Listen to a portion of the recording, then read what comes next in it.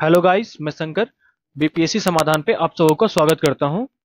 जैसा कि हमारी बिहार स्पेशल की सीरीज चल रही थी, उस सीरीज में हम लोग modern history of Bihar cover कर रहे थे। उसकी 2 वीडियो मैंने अपने यूट्यूब चैनल पे पहले ही अपलोड कर दी है। मॉडर्न हिस्ट्री ऑफ बिहार की ये आखिरी वीडियो होगी।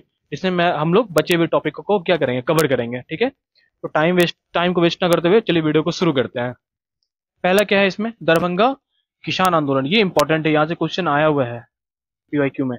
चंपारण सत्याग्रह से प्रेरित होकर जून 1919 ईस्वी में मधुबनी दरभंगा जिले के किसानों ने बढ़े हुए लगान दर का विरोध स्वामी विद्यानंद के नेतृत्व में किया। ये डायरेक्ट पूछा जाता है कि दरभंगा किसान आंदोलन किसके नेतृत्व में हुआ था, तो स्वामी विद्यानंद के नेतृत्व में।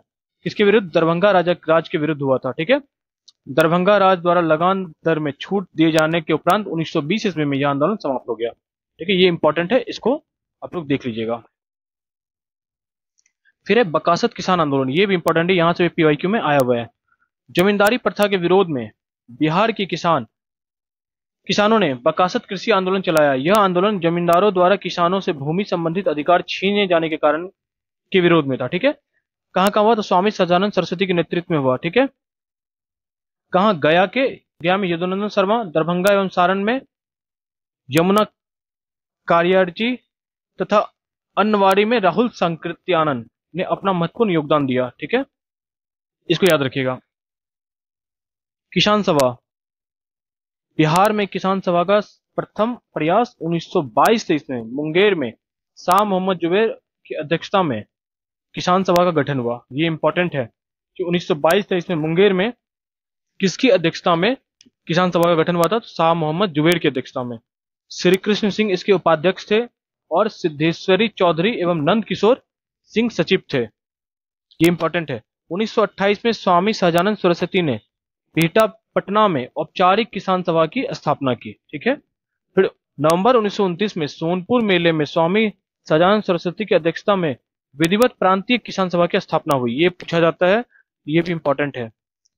इसके सचिव कौन थे? श्री कृष्ण सिंह थे। तो सचिव को भी याद रखिएगा कि श्री कृष्ण सिंह सचिव थे इसके।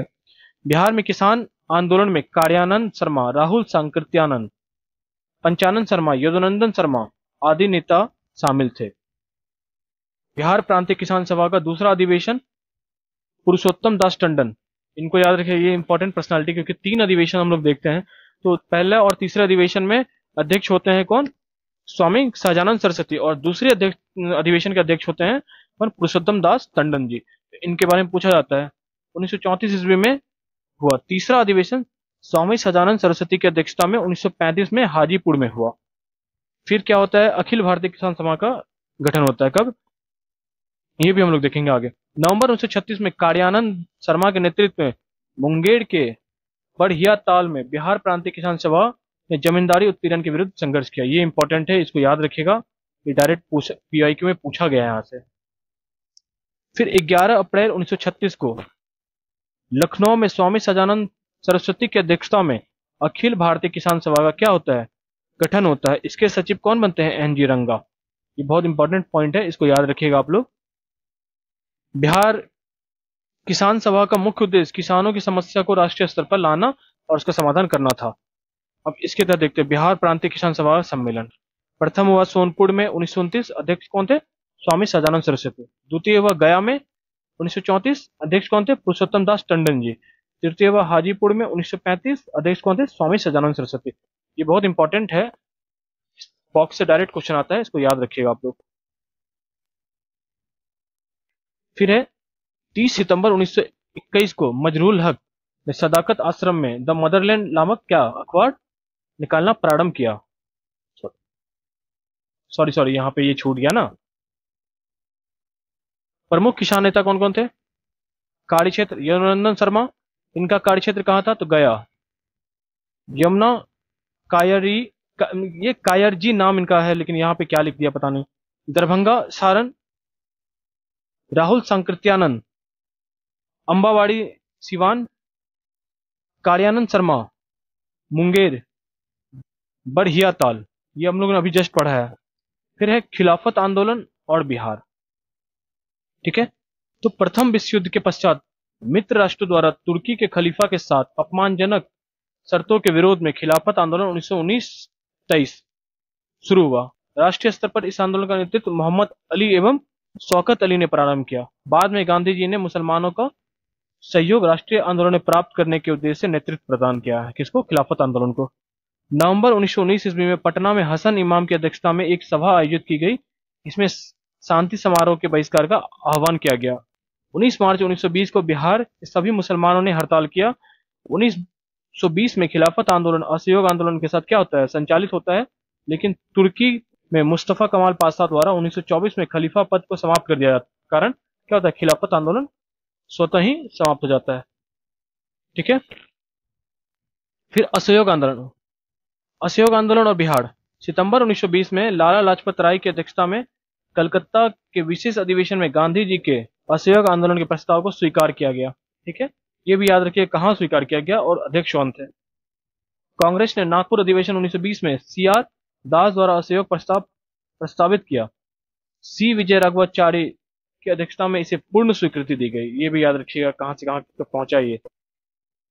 बिहार में इससे पूर्व बिहार प्रांतीय सम्मेलन में के 12वें अधिवेशन भागलपुर में राजेंद्र प्रसाद की अध्यक्षता में असहयोग पर बल दिया गया। नवंबर 1920 में शाहाबाद में नशाबंदी आंदोलन शुरू किया गया। ठीक है, कब? 1920 में। असहयोग आंदोलन के क्रम में राजेंद्र प्रसाद, मजरूल हक, ब्रजकिशोर प्रसाद, मोहम्मद शफी दाऊदी आदि नेताओं ने विधायिका के चुनाव से नाम वापस ले लिया। राजेंद्र प्रसाद ने वकालत का पेशा छोड़ दिया। उनके भाई राय साहब महेंद्र प्रसाद ने राय साहब की उपाधि लौटा दी और मजिस्ट्रेट पद से इस्तीफा दे दिया। फिर क्या होता है? तो असहयोग आंदोलन के समय शिक्षा के वैकल्पिक साधन उपलब्ध कराने के लिए राष्ट्रीय महाविद्यालय की स्थापना की गई। इसके प्रचारक कौन बने? राजेंद्र प्रसाद। ये पूछा गया है पीवाईक्यू में, इसको याद रखिएगा।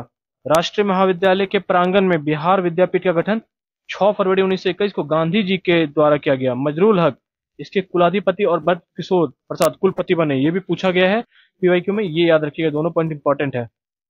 ठीक है।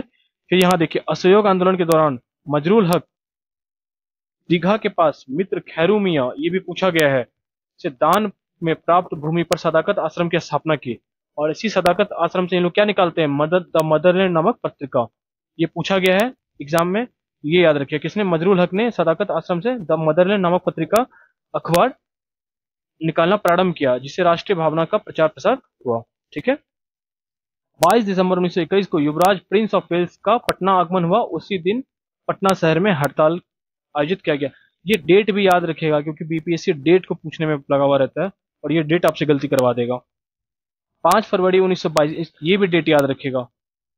चोरी चौरा की घटना के बाद गांधी जी ने 22 फरवरी 1922 को क्या किया? असहयोग आंदोलन स्थगित कर दिया। डेट के साथ याद रखिएगा। ब्रिटिश सरकार से असहयोग के लिए मौलाना सज्जाद और इमारत सरिया संस्थान का गठन फुलवाड़ी शरीफ में किया गया। ये भी याद रखिएगा, ये भी इंपॉर्टेंट है। फिर है राष्ट्रीय आंदोलन और बिहार। स्वराज पार्टी और बिहार, यहां से क्वेश्चन पूछा जा गया है बहुत बार, इसको अच्छे से देखिएगा आप लोग। कांग्रेस का 37वां अधिवेशन 1922 में बिहार के गया में हुआ। इसके अध्यक्ष देशबंधु चित्तरंजन दास थे। इस अधिवेशन में कांग्रेस द्वारा विधायिका में भाग लेने के बहिष्कार का निर्णय लिया गया। ठीक है। चित्तरंजन दास, मोतीलाल नेहरू आदि विधायिका में प्रवेश के पक्ष में थे, अतः उन्होंने 1923 में क्या? स्वराज पार्टी का गठन किया। स्वराज पार्टी का मुख्य उद्देश्य विधायिका में प्रवेश कर ब्रिटिश नीतियों का विरोध करना था। तो किसने गठन किया है? तो चित्तरंजन दास और मोतीलाल नेहरू ने मिलकर किया है। याद रखिएगा कब किया है? 1923 में किया है। फिर इसका बिहार में क्या इंपैक्ट होता है? बिहार में फरवरी 1923 में स्वराज पार्टी का गठन किसके नेतृत्व में? श्री कृष्ण सिंह के नेतृत्व में होता है। अगर ये पूछा जाता है तो आपको ये आंसर टिक करना है। बिहार में स्वराज पार्टी के प्रथम अध्यक्ष कौन बने? श्री नारायण प्रसाद। देखिए, गठन किए हैं श्री कृष्ण सिंह, लेकिन प्रथम अध्यक्ष श्री नारायण प्रसाद। सचिव कौन थे? अब्दुल बाड़ी। इनको याद रखिएगा, ये दोनों पॉइंट बहुत इंपॉर्टेंट है। फिर है साइमन कमीशन और बिहार। साइमन कमीशन में एक भी भारतीय सदस्य नहीं होने के कारण भारत में इसके आगमन पर विरोध का निर्णय लिया गया। 1928 में साइमन कमीशन का भारत में आगमन हुआ। यह आयोग भारत में मॉन्टेग्यू चेम्स्फोर्ड सुधार 1919 की जांच करने के उद्देश्य से भारत आया था। राष्ट्रीय स्तर पर लाला लाजपत राय के नेतृत्व में विरोध प्रदर्शन हुआ, इसको भी याद रखना है। और बिहार में किनके नेतृत्व में हुआ है? बिहार में साइमन कमीशन 12 दिसंबर 1928 को पटना आया। अनुग्रह नारायण सिंह के नेतृत्व में बिहार के नौजवानों ने विरोध प्रदर्शन किया। दोनों पॉइंट को याद रखना है, ये दोनों इंपॉर्टेंट है। अब है बिहार में सोशलिस्ट पार्टी। यहां से भी 4 से 5 बार क्वेश्चन पूछा गया है, बहुत इंपॉर्टेंट टॉपिक है ये। 1931 में गंगाशरण सिन्हा, रामानंद मिश्रा, राम वृक्ष बेनीपुरी आदि बिहार सोशलिस्ट पार्टी नामक संगठन स्थापित किया। बिहार सोशलिस्ट पार्टी के स्थापना का श्रेय मुख्य रूप से जयप्रकाश नारायण एवं फूलेन्द्र प्रसाद वर्मा को दिया जाता है, ये याद रखिएगा, ये इंपॉर्टेंट है। 1934 ईस्वी में पटना के अंजुम इस्लामिया हॉल में बिहार सोशलिस्ट पार्टी की औपचारिक स्थापना, अगर ये पूछा जाता है तो 1934 में। इसके अध्यक्ष कौन थे? आचार्य श्री नरेंद्र देव और सचिव थे जयप्रकाश नारायण। तो अध्यक्ष को भी पूछा गया है और सचिव को भी पूछा गया है, तो आप लोग इसको अच्छे से याद रखिएगा। इसके अन्य सदस्य कौन कौन थे? तो राम वृक्ष बेनीपुरी, गंगाशरण सिन्हा, अब्दुल बाड़ी, योगेंद्र शुक्ला आदि। इस संगठन का मुख्य उद्देश्य समाजवादी विचारों को बढ़ाना और किसान मजदूरों को संगठित करने में रहा। ठीक है, इसके आगे के टॉपिक को देखते हैं। सविनय अवज्ञा आंदोलन और बिहार। कांग्रेस के लाहौर अधिवेशन 1929 ईस्वी में पूर्व स्वराज, ये भी कितना बार पूछा गया है। तो इसके अध्यक्ष कौन थे? तो जवाहरलाल नेहरू, जवाहरलाल नेहरू के साथ सविनय अवज्ञा आंदोलन का प्रस्ताव पारित हुआ। प्रस्ताव के अनुरूप 26 जनवरी 1930 को बिहार सहित पूर्ण भारत में स्वाधीनता दिवस उत्साहपूर्वक मनाया गया। गांधी जी ने, इसीलिए हम लोग जो है ना 26 जनवरी 1930 को क्या मनाते हैं? 26 जनवरी मनाते हैं। इस टाइम क्या होता है? अपना संविधान लागू होता है। गांधी जी ने 12 मार्च 1930 ईस्वी को दांडी यात्रा आरंभ की। 6 अप्रैल 1930 को दांडी में नमक कानून का उल्लंघन कर सत्याग्रह आरंभ किया। यहां से यहाँ कितने दिन है ये भी पूछ लीजिएगा, देख लीजिएगा, ये बीपीएससी यहां से भी पूछ चुका है पीवाईक्यू में। ठीक है, डेट याद रखिएगा, 12 मार्च 1930। कब खत्म होता है? 6 अप्रैल 1930 को। बिहार में नमक सत्याग्रह का आरंभ कब हुआ? 15 अप्रैल को चंपारण और सारण जिले में नमकीन मिट्टी से नमक बनाकर किया गया। सविनय अवज्ञा आंदोलन के दौरान बिहार में विदेशी वस्त्रों एवं शराब की दुकानों का विरोध किया गया। मई 1930 ईस्वी में स्वदेशी लिंग की स्थापना हुई, जिसके अध्यक्ष कौन थे? सर अली इमाम थे। ये पूछा गया है पीवाईक्यू में, इसको याद रखिएगा, इंपॉर्टेंट है। इस आंदोलन के दौरान छपरा जेल के कैदियों ने विदेशी वस्त्र का बहिष्कार किया और नंगी हड़ताल शुरू की। ये भी पूछा गया है, ये भी इंपॉर्टेंट है। सविनय अवज्ञा आंदोलन के दौरान बिहार में चौकीदारी कर बंद करने के लिए आंदोलन चलाया गया। सारण, चंपारण, शाहाबाद, पूर्णिया, मुंगेर, पटना आदि में चौकीदारी कर बंद कर दिया गया। ये इंपॉर्टेंट है। 30 जून 1930 को कांग्रेस को अवैध संगठन घोषित कर दिया गया। कब किया गया है? 30 जून 1930 को। और 5 जुलाई को राजेंद्र प्रसाद को गिरफ्तार कर 6 माह की कैद की सजा दी गई। गिरफ्तारी के बाद राजेंद्र प्रसाद ने भागलपुर के दीप नारायण सिंह को अपना उत्तराधिकारी मनोनीत किया। ये भी फैक्ट है, याद रखिएगा। गांधी जी द्वारा आंदोलन को स्थगित करने तक बिहार में आंदोलन काफी सक्रिय रहा। ठीक है, फिर बिहार विधानसभा चुनाव देखते हैं हम लोग, ये भी इंपॉर्टेंट है, यहां से भी क्वेश्चन आया हुआ है 4 से 5 बार पीवाईक्यू में। जनवरी 1937 में बिहार विधानसभा चुनाव हुए। चुनाव में 152 स्थानों में 107 पर कांग्रेस ने चुनाव लड़ा, 98 स्थानों पर विजयी हुई।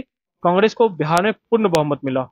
विधान परिषद में भी कांग्रेस को बहुमत मिला। तत्कालीन राज्यपाल एमजी हेलेट, ये भी इनका नाम याद रखिएगा, ने कांग्रेस विधायक दल के नेता श्री कृष्ण सिंह को सरकार बनाने का निमंत्रण दिया। राज्यपाल द्वारा वैधानिक कार्य में हस्तक्षेप नहीं करने के आश्वासन नहीं देने पर श्री कृष्ण सिंह ने सरकार बनाने से इनकार कर दिया। जब ये इनकार कर देते तो कौन बनाता है सरकार? तो इसके उपरांत राज्यपाल ने दूसरी बड़ी पार्टी इंडिपेंडेंस पार्टी के नेता मोहम्मद यूनुस को सरकार बनाने के लिए आमंत्रित किया। मोहम्मद यूनुस के नेतृत्व में बिहार में पहला अंतरिम मंत्रिमंडल 1 अप्रैल 1937 को गठन हुआ। मोहम्मद यूनुस इस प्रकार बिहार के प्रथम मुख्यमंत्री, तब प्रधानमंत्री कहा जाता था, तब मुख्यमंत्री को क्या कहा जाता था? प्रधानमंत्री कहा जाता था, बने। कांग्रेस द्वारा सरकार बनाने के निर्णय के बाद मोहम्मद यूनुस ने अंतरिम मंत्रिमंडल से त्यागपत्र दे दिया। कब? तो 20 जुलाई 1937 को श्री कृष्ण सिंह के नेतृत्व में बिहार में प्रथम कांग्रेस मंत्रिमंडल का गठन हुआ। कब होता है? 20 जुलाई 1937 को होता है। श्री कृष्ण सिंह बिहार के प्रथम कांग्रेसी मुख्यमंत्री बनते हैं। रामदयालु सिंह बिहार विधानसभा के अध्यक्ष और प्रोफेसर अब्दुल बाड़ी बिहार विधानसभा के उपाध्यक्ष निर्वाचित हुए। ठीक है, उसके बाद श्री कृष्ण सिंह ने के नेतृत्व में गठित कांग्रेस मंत्रिमंडल ने पहली बार मंत्रिमंडल से त्यागपत्र देने की घोषणा फरवरी 1938 में की। डेट याद रखिएगा, क्यों? अंडमान निकोबार में कैदी राजनीतिक कैदियों को छोड़ने की मांग के कारण, कि सरकार द्वारा कैदियों को छोड़े जाने के कारण मंत्रिमंडल द्वारा त्यागपत्र नहीं दिया गया। तो ये याद रखिएगा कि इसका रीजन क्या था। द्वितीय विश्व युद्ध में अंग्रेजों द्वारा कांग्रेस की सहमति के बिना भारत को शामिल करने के विरोध में बिहार में श्री कृष्ण सिंह के नेतृत्व में गठित कांग्रेस मंत्रिमंडल ने 31 अक्टूबर 1939 को त्यागपत्र दे दिया। ठीक है, ये भी इंपॉर्टेंट है। फिर भारत छोड़ो आंदोलन और बिहार। क्रिप्स मिशन की असफलता के बाद राष्ट्रीय स्तर पर 8 अगस्त 1942 को कांग्रेस द्वारा भारत छोड़ो आंदोलन प्रारंभ किया गया। गांधी जी ने करो या मरो का नारा दिया। कब, डेट याद रखिएगा, 8 अगस्त 1942। 9 अगस्त को कांग्रेस के प्रमुख नेताओं को क्या किया गया, गिरफ्तार कर लिया गया। बिहार में राजेंद्र प्रसाद को गिरफ्तार कर बांकीपुर जेल भेज दिया गया। बलदेव सहाय ने अंग्रेजों द्वारा कांग्रेस के प्रमुख नेताओं की गिरफ्तारी के विरोध में महाधिवक्ता पद से इस्तीफा दे दिया। इनको पूछा गया है पीवाईक्यू में, इंपॉर्टेंट है, याद रखिएगा। 11 अगस्त 1942 को बिहार के विद्यार्थी ने सचिवालय भवन पर के सामने जुलूस निकाला, झंडा फहराने का प्रयास किया और उस समय वहां के जिलाधिकारी जो थे WG आर्चर ने उन बच्चों पे क्या किया, गोली चलाने का ऑर्डर दे दिया, जिसमें से 7 छात्र गोली कांड में शहीद हो गए तथा अनेक छात्र गंभीर रूप से घायल हो गए। तो याद रखना डेट, कब, डेट पूछा हुआ है बीपीएससी के द्वारा, तो ये इंपॉर्टेंट है। और 7 छात्र, इनके नाम भी याद रख लो, उमाकांत सिन्हा, रामानंद सिन्हा, सतीश प्रसाद झा, राजेंद्र सिंह, राम गोविंद सिंह, देवीपत चौधरी, जगपति कुमार इस गोलीकांड में क्या हो गए, शहीद हो गए। स्वतंत्रता प्राप्ति के बाद सचिवालय के सामने 7 शहीद स्मारक स्थापित किया गया। इसका शिलान्यास उस समय के जो राज्यपाल थे जयराम दौलत राम, ये प्रथम राज्यपाल थे बिहार, स्वतंत्र बिहार के, ने किया। औपचारिक अनावरण देश के प्रथम राष्ट्रपति डॉक्टर राजेंद्र प्रसाद ने 1956 में किया। 12 अगस्त 1942 को सचिवालय गोलीकांड के विरोध में पटना में पूर्ण हड़ताल रही। भारत छोड़ो आंदोलन के दौरान नेपाल में आजाद दस्ता, ये जो बनाते हैं जयप्रकाश नारायण, इनके बारे में अखिल भारतीय केंद्र संगठित हुआ। इसका गठन सरकार के विरोध, तोड़फोड़ की कार्रवाई, संचार साधनों को नष्ट करने आदि के उद्देश्य से किया गया। आजाद दस्ता के संस्थापक कौन थे, जयप्रकाश नारायण थे। उन्हें गिरफ्तार कर हजारीबाग जेल में रखा गया था। 9 नवंबर 1942 ईस्वी को दीपावली की रात, ये 67 बीपीएससी में पूछा गया है। अपने 5 साथियों रामानंद मिश्रा, सूरज नारायण, योगेंद्र शुक्ल, गुलाबी सोनार, शालिग्राम सिंह के साथ जेल की दीवार फांदकर भाग निकले तथा आजाद दस्ता का गठन किया। नेपाल में आजाद दस्ता का प्रशिक्षण शिविर, ये याद रखिएगा, कहाँ, राजविलास जंगल में गठित हुआ। इसमें बिहार के युवा को छापेमार युद्ध और अग्नि अस्त्र चलाने की शिक्षा दी गई। इसके निर्देशक कौन थे, सरदार नित्यानंद, ये भी पूछा गया है, इंपॉर्टेंट है। आजाद दस्ता में जयप्रकाश नारायण के साथ राम मनोहर लोहिया, अरुणा आसफ अली, सूरज नारायण सिंह, योगेंद्र शुक्ल, रामानंद मिश्रा, अच्युत पटवर्धन आदि समाजवादी नेता शामिल थे। आजाद दस्ता में रेडियो, ये पूछा गया है, रेडियो प्रचार का दायित्व किसका था, राम मनोहर लोहिया जी का था, ये पूछा गया है। 1943 ईस्वी में के मध्य तक सभी प्रमुख नेताओं को गिरफ्तार कर लिया गया, अतः आजाद दस्ता का प्रयास शिथिल पड़ गया। भारत छोड़ो आंदोलन के दौरान बिहार के छात्रों ने ट्रेन पर कब्जा कर उसका नाम क्या, स्वराज ट्रेन नाम रखा, ये भी पूछा गया पीवाईक्यू में, ये भी इंपॉर्टेंट है। सिवान के थाने पर राष्ट्रीय झंडा फहराने की कोशिश में फूलेन प्रसाद वर्मा श्रीवास्तव पुलिस की गोलियों के शिकार हो गए, ये भी पूछा गया है एग्जाम में, इंपॉर्टेंट है। भारत छोड़ो आंदोलन में बिहार का मुख्य केंद्र गांधी मैदान था। 1942 में इसका नाम क्या था, पटना लॉन्च, के बाद 1948 में इसका नाम गांधी मैदान कर दिया गया। भारत छोड़ो आंदोलन में बिहार के 15,000 से अधिक व्यक्ति बंदी बनाए गए। 8,783 को सजा हुई, 134 शहीद हुए और 362 व्यक्ति घायल हुए। ये सब नहीं पूछा जाता, बट एक फैक्ट के तौर पर देख लेते हैं हम लोग कि पृथक बिहार राज्य का गठन, पृथक बिहार राज्य का गठन का श्रेय सच्चिदानंद सिन्हा जी को जाता है। ये पूछा जाता है एग्जाम में, किनको जाता है, सच्चिदानंद सिन्हा जी को। उन्होंने महेश नारायण, श्री कृष्ण सिंह सहाय एवं नंद किशोर लाल के साथ मिलकर 1894 में पटना से बिहार टाइम्स, बिहारी समाचार पत्र, ये पूछा गया है एग्जाम में, निकालना प्रारंभ किया। बिहार टाइम्स के मुख्य संपादक कौन थे, महेश नारायण, इनको पूछा गया है पीवाईक्यू में। इस समाचार पत्र ने पृथक बिहार राज्य के गठन में महत्वपूर्ण भूमिका निभाई, ये इंपॉर्टेंट है। 1908 में बिहार प्रदेश कांग्रेस कमेटी का गठन हुआ। बिहार प्रदेश कांग्रेस कमेटी के प्रथम अध्यक्ष कौन थे, अली हसन इमाम थे, इनको भी पूछा गया है एग्जाम में, इंपॉर्टेंट है, इसको याद रखिएगा। बिहार प्रादेशिक सम्मेलन प्रथम अधिवेशन 1908 में पटना में हुआ। इसमें पृथक बिहार के निर्माण की मांग को सर्वसम्मति से पारित किया गया। इसका दूसरा अधिवेशन 1909 में भागलपुर में हुआ। इसके पुनः पृथक बिहार की मांग को दोहराया, ये भी इंपॉर्टेंट है, देख लीजिएगा आप लोग। फिर है 1911 में केंद्रीय विधान परिषद में सच्चिदानंद सिन्हा और मोहम्मद अली बंगाल एवं बिहार के विभाजन का प्रस्ताव पेश किया। किसने पेश किया, तो इनका भी नाम याद रखिएगा, कब, 1911 में। 12 दिसंबर 1911 को दिल्ली में आयोजित शाही दरबार में बिहार और उड़ीसा के क्षेत्र को बंगाल से पृथक एक नया प्रांत के रूप में गठन की घोषणा कर दी गई। ठीक है, यहां से अगले साल बीपीएससी ने 17वीं में क्वेश्चन भी पूछा है, देख लीजिएगा आप लोग। आधुनिक बिहार से जुड़े अन्य तथ्य। 1937 में मोहम्मद अली जिन्ना ने बिहार का भ्रमण कर मुस्लिम लीग का प्रचार प्रसार किया। 1938 में अब्दुल कयूम अंसारी ने मोमिन कांग्रेस, ये पूछा हुआ है, मोमिन कांग्रेस की स्थापना अब्दुल कयूम अंसारी की। उन्होंने कांग्रेस के प्रति स्वामी भक्त रहते हुए बिहार में मुस्लिम लीग के प्रभाव को कम करने का प्रयास किया। 1938 में आदिवासी महासभा का गठन हुआ, अध्यक्ष थे थियोडोर सुरीन। कालांतर में इसके प्रभावशाली नेता राम जयपाल सिंह हुए। ये इंपॉर्टेंट है, इन दोनों को याद रखिएगा। ठीक है, यहां से क्वेश्चन पूछा गया है। हम लोग का जो है ना मॉडर्न बिहार का जो टॉपिक्स था ये यहाँ पे कंप्लीट हो रहा है। ठीक है, इसके बाद हम लोग ना ज्योग्राफी, बिहार की ज्योग्राफी को देखेंगे। ठीक है, तो आप लोग वीडियो को देखें, वीडियो पसंद आए तो लाइक करें, कुछ सजेशन हो तो कमेंट बॉक्स में सजेशन दे और चैनल को सब्सक्राइब कर सपोर्ट करें। Thank you so much.